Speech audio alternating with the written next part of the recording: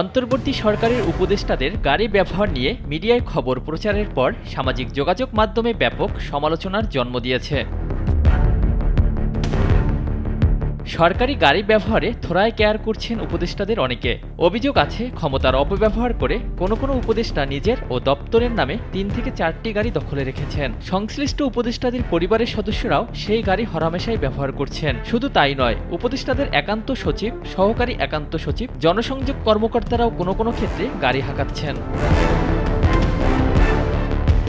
বিশ্লেষকরা মনে করছেন, জনগণের স্বার্থে অন্তর্বর্তী সরকার নিয়মের চর্চা প্রতিষ্ঠা করবে, এটি সবার প্রত্যাশা ছিল। উপদেষ্টারা গাড়ির দেদারসে ব্যবহার থেকে শুরু করে এমন কিছু কর্মকাণ্ড করেছেন যা বৈষম্যবিরোধী ছাত্র আন্দোলনের মূল চেতনার সঙ্গে সাংঘর্ষিক। দৈনিক পত্রিকা সমকালের এক অনুসন্ধান বলছে, অন্তর্বর্তী সরকারের ২২ উপদেষ্টার মধ্যে ৮ জন ছাড়া বাকি সবাই একাধিক সরকারি গাড়ি ব্যবহার করছেন। একমাত্র বাণিজ্য উপদেষ্টা শেখ বশির উদ্দিন সরকারি কোনো গাড়িতে চড়েন না, কারণ তিনি এমনিতেই শিল্পপতি এবং সরকারি গাড়ির চেয়ে তার বিলাসবহুল গাড়ি রয়েছে, যে কারণে সরকারি কাজেও তিনি ব্যক্তিগত গাড়ি ব্যবহার করেন।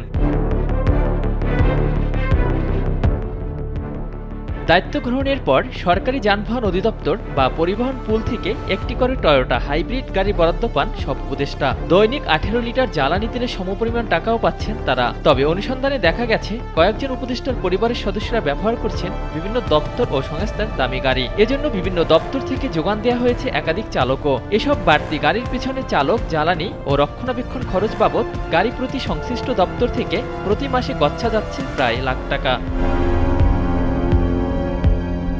পত্রিকাটি আরও বলছে, সরকারি গাড়ি ব্যবহারের দিক থেকে এগিয়ে আছেন দুর্যোগ ব্যবস্থাপনা ও ত্রাণ এবং মুক্তিযুদ্ধ বিষয়ক মন্ত্রণালয়ের উপদেষ্টা ফারুকী আজম। প্রভাব খাটিয়ে এই উপদেষ্টা দুটি সরকারি গাড়ি ব্যবহার করছেন। এর মধ্যে মুক্তিযুদ্ধ বিষয়ক মন্ত্রণালয়ের প্রকল্প থেকে নিয়েছেন একটি, অন্যটি সরকারি পরিবহনের পুল থেকে নেয়া। পরিবহন পুলের গাড়িটি বেশিরভাগ সময় উপদেষ্টার পরিবারের কাজে ব্যবহার হয়। উপদেষ্টা ছাড়ের চালক ৩ জন, 2 জন ছাড়ের ডিউটি করেন, আর দুর্যোগ ব্যবস্থাপনা অধিদপ্তরের চালক টিটু সবসময় তার বাসার ডিউটি করেন। ফারুকী আজমের দপ্তরের নামে বরাদ্দ নেওয়া আরও দুটি গাড়ি রয়েছে, সেগুলো ব্যবহার করেন তার পিএস ও পিআরও।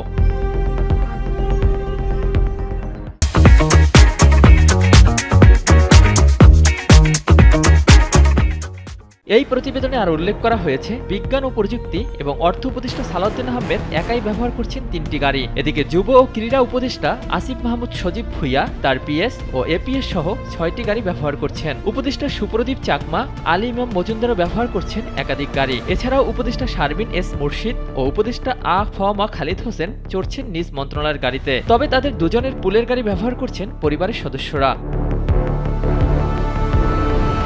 এদিকে স্বাস্থ্য উপদেষ্টা নূরজাহান বেগম শুধু পুলের একটি গাড়ি বরাদ্দ নিলেও চালক পেয়েছেন 2 জন। তারা হলেন হাবিবুর রহমান ও সুকান্ত কুমার উজ্জ্বল। চালক হাবিবুর বলেন, আমরা দুজনই স্বাস্থ্য উপদেষ্টার ডিউটি করি।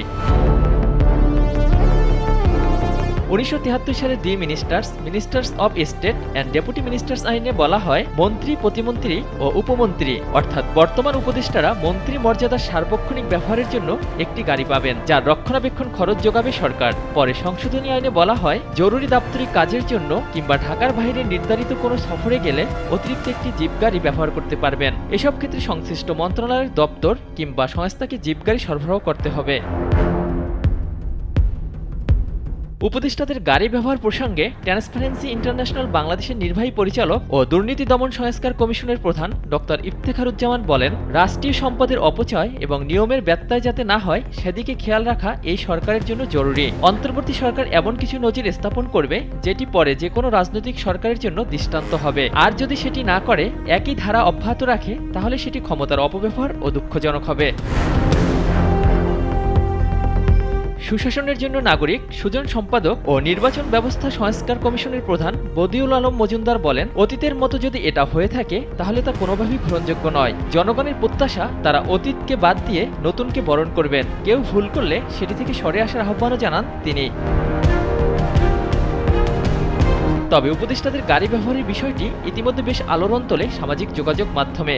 সাধারণ মানুষও ভালোভাবে নেননি বিষয়টি। নতুন বোতলে পুরাতন মদ বলেও ব্যাখ্যা দিয়েছেন অনেকে।